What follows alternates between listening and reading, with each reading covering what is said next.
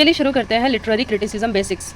ठीक है, अब हम लिटरेरी क्रिटिसिज्म बेसिक्स को थोड़ा सा पढ़ेंगे। यूजीसी नेट इंपॉर्टेंट है फ्रेंड्स, इसलिए मैं ये शुरू कर रही हूँ क्योंकि यहाँ से क्वेश्चन हर बार आता है, बार बार आता है, इसलिए इसको जानना ज़रूरी है क्योंकि नेक्स्ट मंथ ही हमारा एग्ज़ाम है। तो चलिए स्टार्ट करते हैं। हम शुरुआत करेंगे थ्योरीज से। सबसे पहले मिमेटिक थ्योरी, जो कि मोस्ट इंपॉर्टेंट है। ठीक है, मिमीज़, एक वर्ड सुना होगा मीम। ठीक है, बहुत सुना होगा मीम। किसी ने किसी का मीम बना दिया, किसी ने कुछ कर दिया, उसके ऊपर मीम बना दिया, ऐसे फलाना एक्सेट्रा एक्सेट्रा। ठीक है, तो ये बेसिकली ये ग्रीक वर्ड है। ठीक है, मिमीसिस। ठीक है, ये ग्रीक वर्ड से बना है। इसका मतलब होता है इमिटेशन या कॉपी। इसका मतलब क्या होता है? कॉपी करना, इमिटेशन करना, किसी की नकल करना। ठीक है फ्रेंड्स, आपने ये सुना होगा ना मीम, ये वही है सेम। ये ग्रीक वर्ड से लिया गया है। इसको पहले बोलते थे मिमेसिस। थ्योरी क्या कहती है? Literature is equal to real life की imitation. Literature is equal to real life की इमिटेशन। राइटर्स लाइफ को कॉपी रिप्रेजेंट करते हैं, कॉपी या रिप्रेजेंट करते हैं। यह थ्योरी किसने दी? तो आपने समझ में आ गया कि राइटर्स लाइफ को कॉपी या रिप्रेजेंट करते हैं, यही है इमिटेशन। ये रियल लाइफ की इमिटेशन है, तो इसको बोलते हैं मिमेसिस। ठीक है, थ्योरी यही कहती है। ये थ्योरी किसने दी? ये थ्योरी किसने दी? इस थ्योरी को मेनली दो ग्रीक फिलोसफर ने जोड़ा जाता है। इस थ्योरी को मेनली दो ग्रीक फिलोसफर से जोड़ा जाता है। पहला प्लाटो, दूसरा एरिस्टोटल। ये दो ग्रीक फिलोसफर हैं जिन्होंने ये थ्योरी दी, ये थ्योरी लिखी। ठीक है, लेकिन दोनों की थिंकिंग सेम नहीं थी। एक ट्विस्ट है, दोनों की थिंकिंग सेम नहीं थी। तो किसकी क्या थिंकिंग थी ये भी मैं बता देती हूँ आपको। प्लाटो का व्यू क्या था? प्लाटो बिलीव करता था art is copy of a copy. Art क्या है? कला क्या है? कॉपी ऑफ अ कॉपी, मतलब कॉपी की हुई चीज़ की कॉपी करना। उसके हिसाब से, किसके हिसाब से? प्लाटो के हिसाब से आर्ट क्या है, कला क्या है? कॉपी ऑफ अ कॉपी, यानी कॉपी की हुई चीज़ की कॉपी करना, ये आर्ट है। ये प्लाटो के ओरिजिनल ट्रूथ या आइडियल वर्ल्ड सबसे रियल है। हमारा real world already imperfect copy है, ये सब प्लाटो के हिसाब से है। और आर्ट उस इम्परफेक्ट वर्ल्ड की फिर से कॉपी बनाता है। इसलिए प्लाटो आर्ट को कम्प्लीटली ट्रस्टवर्दी नहीं मानता था।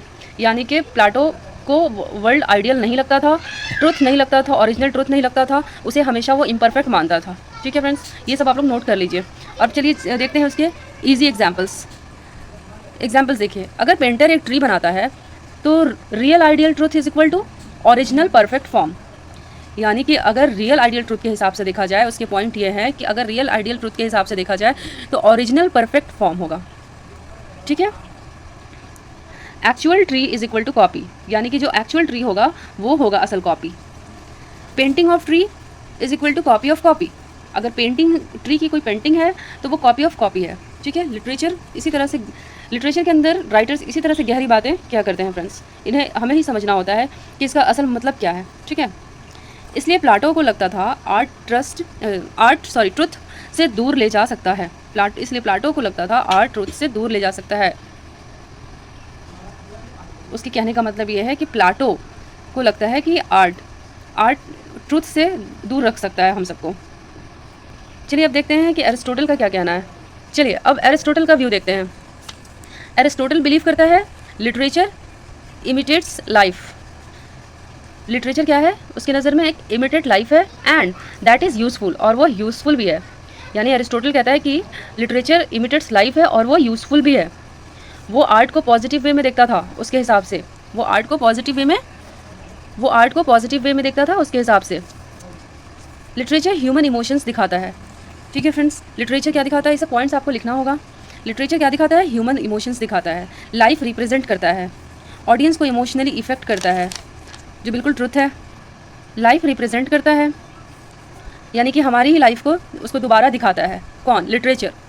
एरिस्टोटल का कहना है लिटरेचर ह्यूमन इमोशंस दिखाता है, लाइफ रिप्रेजेंट करता है, यानी कि हमारी ही लाइफ को वो दोबारा प्रेजेंट करता है बुक्स वगैरह में, नॉवेल वोवेल, कहानी वानी के ज़रिए।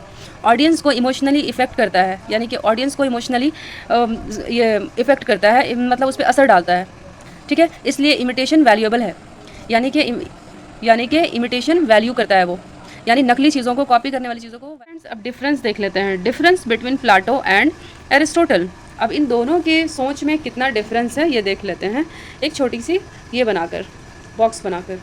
प्लाटो, एरिस्टोटल, इस तरफ प्लाटो है, सिर्फ एरिस्टोटल है। तो प्लाटो बोलता है आर्ट मिसलीडिंग हो सकता है, यानी कि आर्ट मिसलीड कर सकता है वो हमें। एरिस्टोटल बोलता है आर्ट यूज़फुल हो सकता है, यानी बिल्कुल अपोजिट दोनों की थिंकिंग है। कॉपी ऑफ कॉपी, प्लाटो बोलता है कॉपी ऑफ कॉपी, यानी कि कॉपी किया हुआ को कॉपी करता है, एरिस्टोटल बोलता है एरिस्टोटल क्या बोलता है, रिप्रेजेंटेशन ऑफ लाइफ, यानी कि लाइफ को रिप्रेजेंट करता है लिटरेचर में, ठीक है। और प्लाटो क्या बोलता है, निगेटिव व्यू, यानी कि प्लाटो का निगेटिव व्यू रहता है लाइफ को लेकर, ठीक है, और एरिस्टोटल का पॉजिटिव व्यू रहता है। ये 3 पॉइंट्स जो है आपको एग्ज़ाम में अच्छे मार्क्स दिला सकता है, इसलिए इसको मोस्ट इंपॉर्टेंट है फ्रेंड्स, इसको याद कर लीजिए, लिख लीजिए। और बाकी मैंने स्टोरी तो आपको सुना ही दी दोनों की। और आगे चलते हैं सिंपल मीनिंग की तरफ, ठीक है। मिमेटिक थ्योरी मीन्स, मिमेटिक का मतलब होता है literature real life human actions, emotions and society की इमिटेशन या रिप्रेजेंटेशन है। यानी कि मिमेटिक थ्योरी का मतलब होता है कि लिटरेचर रियल लाइफ का, ह्यूमन एक्शंस का, इमोशंस का एंड सोसाइटी का, सोसाइटी की भी, ये क्या है, इमिटेशन है या रिप्रेजेंटेशन है, उसे दोबारा बनाकर पेश करना है दुनिया के सामने। यानी कि वो एक तरह का नकली ज़रिया है, एक तरह का वो नकल है, ठीक है फ्रेंड्स, नकल है वो, रिप्रेजेंटेशन है वो, ये मिमेटिक का मतलब होता है। एग्जाम 1 लाइन डेफिनेशन, अगर एग्जाम में 1 लाइन डेफिनेशन याद करना होगा तो वो भी लिख लीजिए। Mimetic theory views literature, mimetic theory क्या दिखाता है, लिटरेचर को एज एन इमिटेशन के ज़रिए, नकल के ज़रिए, representation of reality and human life, human की रिप्रेजेंटेशन को करता है, रियलिटी ऑफ ह्यूमन लाइफ, और ह्यूमन लाइफ की रियलिटी को रिप्रेजेंट करता है, दोबारा दिखाता है, ठीक है। Mimetic theory views literature as an imitation और representation of reality and human life, इसको लिख लीजिए, ठीक है।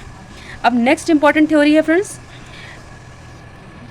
Pragmatic theory of literature. ये थ्योरी ऑफ लिटरेचर, ये भी बहुत इंपॉर्टेंट है, ये भी बहुत इंपॉर्टेंट है फॉर यूजीसी नेट, ठीक है। तो इसको भी आप लोग लिख लीजिए, याद कर लीजिए। और PYQs इन दोनों के ऊपर, प्लाटो एरिस्टोटल के ऊपर, यानी कि लिटरेरी क्रिटिसिज्म के ऊपर, ये दोनों PYQs मैं आपको अलग से बताऊंगी वीडियो में, ठीक है। यह अपने शॉर्ट वीडियो के थ्रू मैं आपको PYQs दिया करूंगी, ठीक है। तो देख लेते हैं प्रैग्मेटिक थ्योरी ऑफ लिटरेचर। इस थ्योरी का मेन आइडिया क्या है, प्रैग्मेटिक थ्योरी का फोकस क्या है, ऑडियंस या रीडर्स पर होता है। प्रैग्मेटिक थ्योरी का फोकस किस पर होता है, ऑडियंस या रीडर पर होता है। लिटरेचर का काम रीडर पर इफ़ेक्ट क्रिएट करना है। इस प्रैग्मेटिक लिटरेचर का काम क्या है, रीडर पर इफ़ेक्ट। तो प्रैग्मेटिक लिटरेचर का क्या काम है फ्रेंड्स, लिटरेचर का काम है रीडर पर इफ़ेक्ट क्रिएट करना, ठीक है। इस लिटरेचर में हमें क्या पढ़ाया जाएगा कि रीडर पर इफ़ेक्ट कैसे पड़ता है, क्या डालना है, इफ़ेक्ट क्या डालना है। तो ये किससे रिलेटेड है, मेनली होरेस और लेटर क्लासिकल क्रिटिक्स, यानी या किसी क्लासिकल क्रिटिक्स से रिलेटेड है, या होरेस। अब होरेस क्या है, ये कैसे पता चलेगा ये होरेस क्या है, जिससे ये प्रैग्मेटिक लिटरेचर कनेक्ट करता है। तो लिटरेचर का पर्पस होना चाहिए होरेस के अंदर, to delight and to instruct, ठीक है। डिलाइट होना चाहिए और इंस्ट्रक्टफुल होना चाहिए, मीनिंग एंटरटेन भी करे, सिखाए भी। इसका मतलब होता है एंटरटेन भी करे और सिखाए भी। प्रैग्मेटिक थ्योरी का सिंपल मीनिंग क्या है, लिटरेचर ऑडियंस को इमोशनली इफ़ेक्ट करे, ठीक है। लिटरेचर ऑडियंस को इमोशनली इफ़ेक्ट करे, टीच करे, इंस्पायर करे, एंटरटेन करे। एग्जाम्पल देख लेते हैं अब, ठीक है। तो ये आप लोग नोट कर लीजिएगा, प्रैग्मेटिक थ्योरी का सिंपल मीनिंग क्या है, लिटरेचर ऑडियंस को इमोशनली इफेक्ट करे, टीच करे, इंस्पायर करे, एंटरटेन करे, ठीक है। अब एग्जाम्पल देख लेते हैं। अगर पोएम पढ़कर मोटिवेशन आए, सैडनेस फील हो, मोरल लेसन मिले, ये प्रैग्मेटिक इफेक्ट है। ये तीनों चीज़ फील होता है जब, तो ये प्रैग्मेटिक इफेक्ट है। मोटिवेशन आए, सैडनेस फील हो, मोरल लेसन मिले, ठीक है, तो ये प्रैग्मेटिक इफेक्ट है। डिफरेंस समझना है अब हमें, ठीक है, मिमेटिक थ्योरी में और प्रैग्मेटिक थ्योरी में। फोकस करें रियलिटी, ये मिमेटिक थ्योरी फोकस करता है रियलिटी लाइफ इमिटेशन पे, ठीक है, रियलिटी या लाइफ इमिटेशन पे, यानी कि लाइफ की नकल पर, सच की नकल, लाइफ की नकल, मिमेटिक थ्योरी है। प्रैग्मेटिक थ्योरी किस पर डिपेंड करता है, फोकस करता है ऑडियंस इफेक्ट पर, कि ऑडियंस पे कैसा इफेक्ट पड़ता है, ठीक है।